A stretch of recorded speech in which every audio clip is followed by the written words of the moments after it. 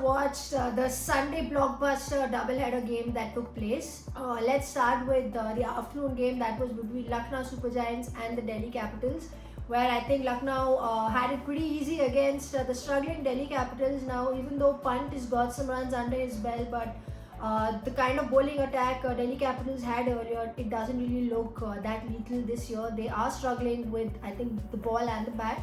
Though the low middle is kind of doing well, with Akshar also coming in and getting some runs there. But I think they really need to figure out not just their opening, but I think the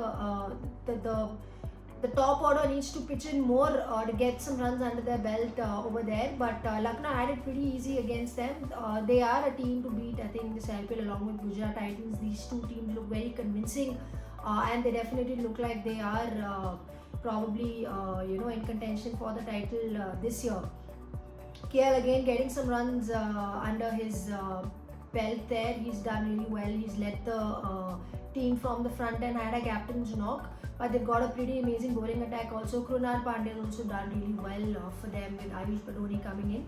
But I think now Lucknow are sitting pretty comfortably at the top of the table there. But Delhi Capitals really need to buck up if they really need to give themselves a shot at probably qualifying for the knockouts.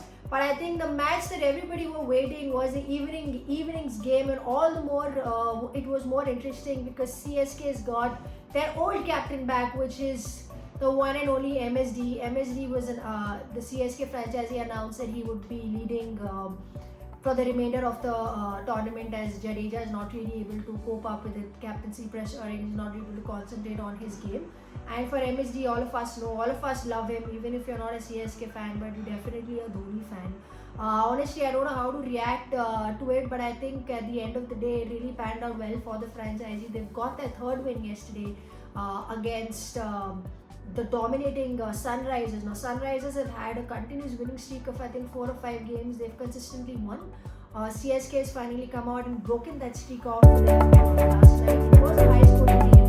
I think the entire CSK squad looked pretty confident and they looked like the old CSK was back the way they played last night. Obviously, with Dhoni being as a captain, it's good for the franchisee fans and the team has done really well under him. But I hope CSK continues their form because we know the kind of team that they are in. They have won so many titles in the past and they're definitely in contention for the IPL. You never know if they may win their remaining 4 games. You never know, they might actually even qualify for knockouts. But nonetheless, it was a great win for them. Ruturaj almost missing his century by just a run. Pretty unfortunate, but it's good to see him back like how he was in the last IPL. And CSK definitely looks pretty strong now. Even Mukesh, the fast bowler, has done really well. But I think something that both the matches that I found pretty I think unacceptable for this year's IPL would be the fielding. You cannot really field like that and not really have such sloppy chances and miss those chances. Though I mean, you are tend to misfield and drop catches, but not consistently or regularly. But I think that fielding is something that's going to come into play once the teams qualify for the knockouts. But let's come to tonight's clash, which is KKR versus the mighty RR. Now RR, all of us know, have done really well. Butler is in the form of his life. He's already got 300s. He is looking amazing. I think RR is really lucky and it was a good move to probably retain him, and he's actually doing well for the franchisee. He would be looking again to go all out tonight against the struggling KKR. Now KKR haven't really the way they started off, they haven't really done well. They've tried a lot of changes in the 11, which is probably hurting them. You need to back your match winners. Now Pat Cummins is a match winner, not just for KKR, but he has been doing consistently for Australia for many years, and he is your current test captain for the country. So you need to back your match winners in order for you to get that momentum going, because every player has one-off bad day, and he did have with the ball and with the bat. But then you cannot just drop him and not really have him in the side. Though Russell is not really clicking for you right now as your main finisher. So he's someone who can do your finishing role and bowl brilliantly in the power play and in the death, and also field for you. So I think that's a trick that KKR is kind of missing, I feel. But we'll have to see if they would actually make that change and bring Pat back, because even Yuvraj has tweeted that he should be playing. He is your match winner and you have to back no matter what.